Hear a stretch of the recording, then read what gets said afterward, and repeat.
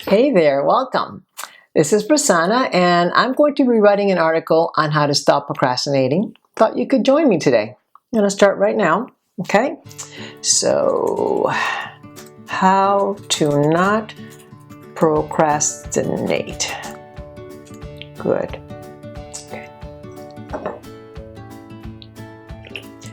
How to not procrastinate starting today. That's better. I like that.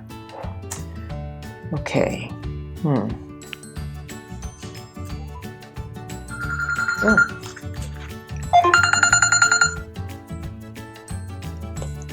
Hello?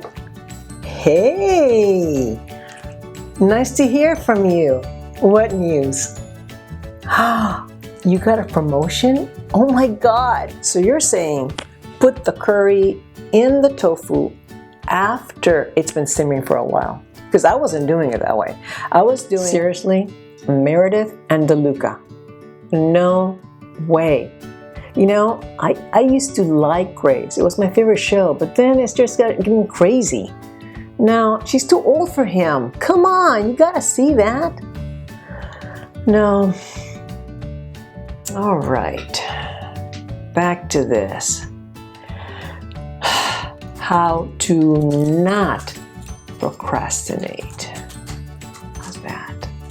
I'm getting a little bit hungry. Okay, I think I'm gonna get a snack. All right,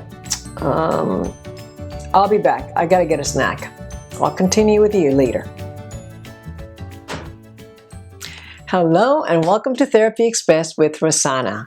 Thank you so much for watching. Do you ever find yourself procrastinating, putting something off and off and off until it becomes something that's insurmountable to do? It happens to everybody. Procrastination has been a part of the human existence for centuries. We as humans are very emotional, so we are very easily distracted by anything that comes our way. So, and especially nowadays, there are so many distractions that can take our attention and focus away from what we're doing. So today we are actually going to talk about some ways in which we can eliminate that, or at least help us do better at following through with some things we have to do. There's a term called time inconsistency. And what that means is that we value immediate reward rather than some future reward that we might get. So it's very easy to choose now versus the thing that's going to happen. And usually when we are choosing something, we're envisioning our future self. Let's say we're envisioning being fit. We're not fit now, we could be better, and so we're envisioning in the future ourselves as fit, or we see ourselves having a lot of money and having a loft somewhere. We're seeing in the future. But when the time comes to choose, we don't do that. We are like having too much fun in the present, and we choose now. We forget all about our future self. It happens to most of us. So in order to get to where our future self needs to be, we need to do something now, because the choice we make today will determine what our future is going to be. So I'm going to give you 3 ideas that you can use and implement starting today that can help you eradicate this procrastination problem. All right, so I'm going to give you the first one, which is getting a commitment assistant. And what do I mean by that? It's getting something or someone that can help you eliminate the very thing that's going to prevent you from getting what you want. I'll give you an example. Victor Hugo, he was a phenomenal author, and he was asked to write a novel, and he had a deadline, but he kept living it up, going here, going there, and not doing it. Eventually, the publisher said, you have to get this done. So what did Victor Hugo do? He got a commitment assistant. He actually told his personal assistant, get rid of all my clothes, lock them up in some box or whatever, and he was left with only a large shawl. So he couldn't go out. He didn't have shoes, he didn't have clothes, he couldn't go out. So he was forced to stay home and work on his book. And the book turned out to be the, what is that called? What is the book called?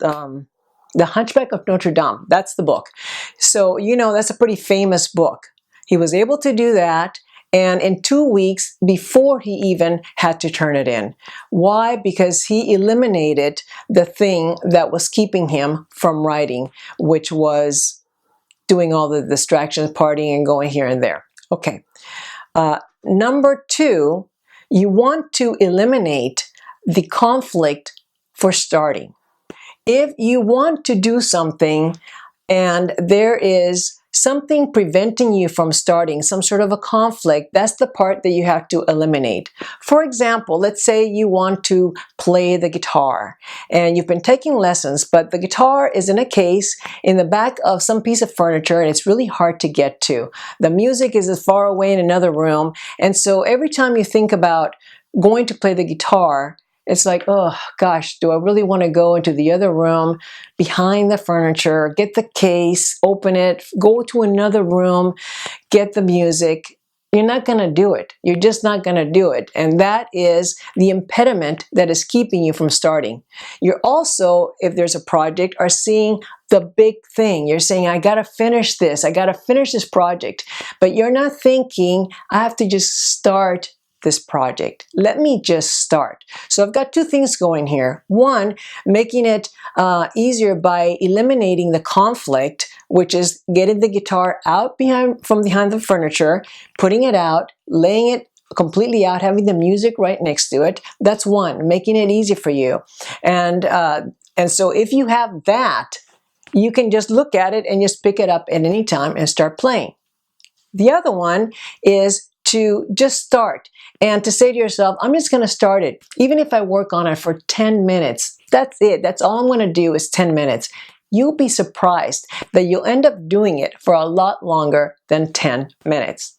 I'll give you an example of the 20-second principle. So my husband has a pair of shoes that he absolutely loves, but they're in a box with a paper in them in the plastic underneath 3 or 4 other pairs of shoes. So whenever we go out, he never wears those shoes because they're too hard to get to. It takes the additional 20 seconds to get to the shoes. And that's what happens to us. If we have to work a little harder, put in extra effort, we don't do it. So he finally just got the box out from underneath, put it on the top, took the paper out of the shoes, and now he just goes right to it and is able to wear the shoes anytime he wants because we eliminated that impediment. And the third one and last one that I wanted to talk about is to set an intention to implement. I'll tell you about a little experiment that happened with 3,272 people, employees in a Midwestern company. They all had to get flu shots. They divided up the group, and one group had to set the intention to implement. They had to write down the time and the date when they were supposed to get the flu shot. The other group was just told, yeah, you have to be here to get the flu shot. So as you might suspect, the group that had written everything down and had set a date and time, most of all went and got their flu shots as scheduled. The other group, not many did. And that's because when you write something down, you're setting an intention. You're saying, I'm going to do this. And that really helps in eradicating procrastination. Make an appointment, call, write it down, set the time. If you have it on paper in your calendar, chances are, more often than not, that you are going to do it. I hope these have been helpful. They really are helpful in my life. I use all of these 3 techniques and they really do work. And if you have a problem with procrastination, give this a go. I think it will really help you. So I hope that you enjoyed this. And before I go today, though, I do want to tell you about a raffle that I'm going to be doing on the last Friday of every month. If you subscribe to my channel and you Put in the comment box, I want a chance to win a free copy of The Healing Alphabet, which is my book that is very motivational for you and very short. If you want a free copy autographed of my book, just in the comment section write, I want a chance to win a free copy of the book, and you will be entered in the raffle. There's going to be a raffle on the 27th of this month. Good luck, best to you. And if you don't win this time, you can just make it another comment in the next section for the next time, and you'll have another chance to win. All right, you guys, I hope you enjoyed this broadcast, and subscribe to the channel, turn on your notifications, and look for me next week. Until then, make every moment count. Bye.